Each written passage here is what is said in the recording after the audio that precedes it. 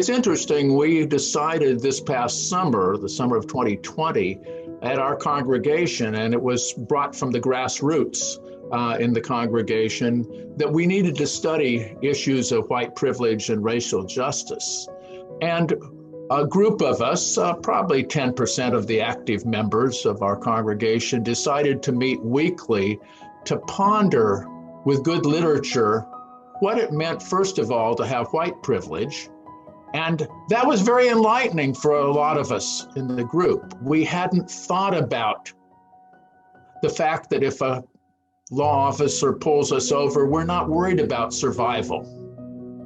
We haven't had the talk, or at least I didn't have the talk with my son when he was a teenager about how to behave around law enforcement officers. That there came a certain largesse, and that the folks of color are perhaps more nervous around us than we are around them, ironically, even though white nervousness is a sort of epidemic, and politicians often play on white anxiety to further their careers. I think the first thing that we learned, and the first thing as the at least titular leader of the group, was to get beyond guilt. I don't know that guilt and shame helps us move forward. As a matter of fact, I think it sometimes creates a defensiveness in which we want to act as if it doesn't matter or it's just too painful to us. And I think we have to just, in a way, see this as part of our spiritual lives, that our spiritual lives are about connection. Our spiritual lives are about self-awareness. Our spiritual lives are about looking at our lives and listening to how our lives are unfolding without judgment. Without judgment. And then out of that listening, letting our lives speak, as the Quakers would say. Again, Cape Cod is a fairly white area. There are not a lot of people of color here, although there is a Wampanoag tribe here. It's the home of the Wampanoags, the people who met the Pilgrims. And the Wampanoags, of course, have been in great difficulties as in relationship to our government. And I think we as people who seek to get beyond privilege have tried to learn about the histories of the Pilgrims and the Wampanoags and others early on in our American history, at least the white American, European American history. And we learn this so that we can respond better. I think privilege really cuts across the challenge of figuring out how to be active without being paternalistic, how to be active and knowing we have a lot to learn, and knowing that we have to be the primary people who are teaching ourselves in egalitarian relationships with others who are not called to be our teachers. They're called to be our companions.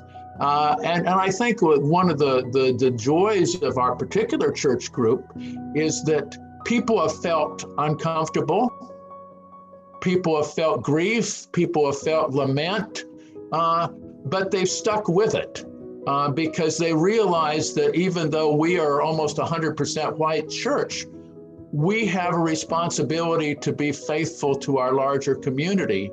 And I think where Francis has a word to say is simply to break down the barriers between us and them, to realize we all have baggage, to realize we all have baggage. In the case of Francis, he both got rid of his baggage literally and figuratively and spiritually. He threw away his clothing, he threw away his wealth, he threw away his privilege. And I think it really was all about being one with others. And even though we cannot necessarily walk in someone else's shoes as they walk in them, we can seek to be as empathetic as possible.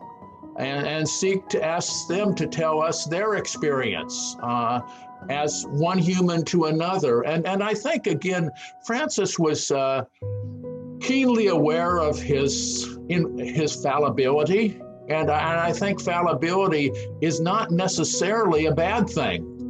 The recognition of your fallibility basically puts you on equal standing with everyone else and not morally or spiritually superior. And one of the characteristics of saints historically is a certain sense of their imperfection, a sense that even though everyone looks up to them as being special and holy people, they know that God still has more planned for them. They know that they still is a distance between their vision and where the moral and spiritual arc of history are going.